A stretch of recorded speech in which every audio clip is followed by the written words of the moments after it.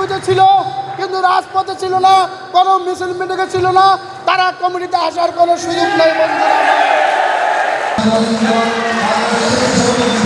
6 ফেব্রুয়ারি 2 সদস্যের চট্টগ্রাম মহানগর স্বেচ্ছাসেবক দলের আহ্বায়ক কমিটি ঘোষণা দেয় স্বেচ্ছাসেবক দলের কেন্দ্রীয় কমিটির সভাপতি ও সাধারণ সম্পাদক এবং 10 দিনের মধ্যে পূর্ণাঙ্গ আহ্বায়ক কমিটি কেন্দ্রে জমা দেওয়ার নির্দেশনা প্রদান করেন। ঘোষিত কমিটিতে বেলায়েত হোসেন বুলুকে আহ্বায়ক ও জমির উদ্দিন নাহিদকে সদস্য সচিব করা হয়।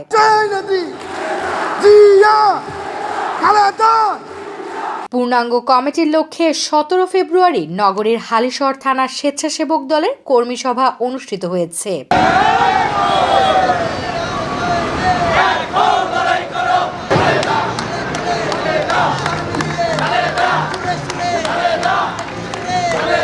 কর্মী সভা সফল করার লক্ষ্যে হালিশহর থানার স্বেচ্ছাসেবক দলের সিনিয়র যুগ্ম আহ্বায়ক মীর কাশেমের নেতৃত্বে মিছিলে মিছিলে সভাস্থলে যোগ দেয় শতাধিক নেতাকর্মী। সভায় প্রধান অতিথি হিসেবে উপস্থিত ছিলেন মহানগর স্বেচ্ছাসেবক দলের আহ্বায়ক বেলায়েত হোসেন বুলু ও প্রধান বক্তা হিসেবে উপস্থিত ছিলেন চট্টগ্রাম মহানগর স্বেচ্ছাসেবক দলের সদস্য সচিব জমির উদ্দিন নাহিদ। আজকে যে বর্তমান প্রেক্ষাপট, সেই প্রেক্ষাপটে একটি দল মনে করছে যে তারা ক্ষমতায় আসবে। আমরা মনে করি কেউ যদি ক্ষমতা আসতে চায় আমাদের কোনো আপত্তি নাই, তবে গণতান্ত্রিকভাবে সঠিক রাজনীতি করে সে যদি ক্ষমতা আসতে চায় সবসময় বিএনপি তাকে ওয়েলকাম জানাবে।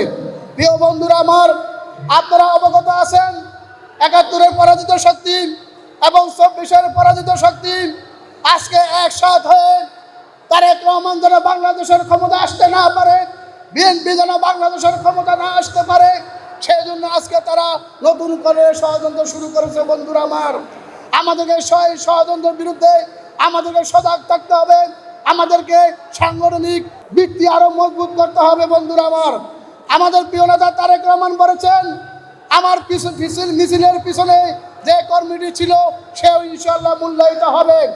আমরা আজকে এখানে কর্মী সভার উদ্দেশ্য হলো যে গত ৬টি বছর আমরা আপনাদের সাথে একসাথ হয়ে একটি দানবের বিরুদ্ধে আমরা আন্দোলন করেছি, সংগ্রাম করেছি।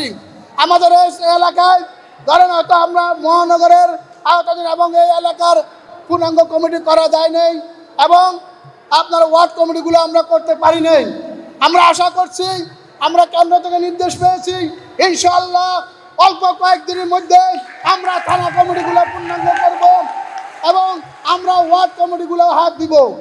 যারা আমাদের সাথে ছিলেন, যারা আমাদের সাথে মিছিলে ছিলেন, যারা কাপি মুন্না মুরাদকে সহযোগিতা করেছেন, যারা রাজপথে ছিলেন তাদেরকে দিয়ে কমিটি করা হবে এবং যারা রাজপথে ছিল না, যারা পদবিতে ছিল কিন্তু রাজপথে ছিল না, কোনো মিছিল মিটিংয়ে ছিল না, তারা কমিটিতে আসার কোনো সুযোগ নেই। বন্ধুরা, হালিশহর থানার স্বেচ্ছাসেবক দলের আহ্বায়ক আনোয়ারুল কাফি মুন্নার সভাপতিত্বে ও সদস্য সচিব মুরাদুল আলম মুরাদের সঞ্চালনায় অনুষ্ঠানে উপস্থিত ছিলেন হালিশহর থানার স্বেচ্ছাসেবক দলের সিনিয়র যুগ্ম আহ্বায়ক মীর কাশেম, মেহেদী হাসান শামসু, মোহাম্মদ সুমন, রফিকুল ইসলাম, মোহাম্মদ আশরাফ সহ বিভিন্ন পর্যায়ের নেতৃবৃন্দ।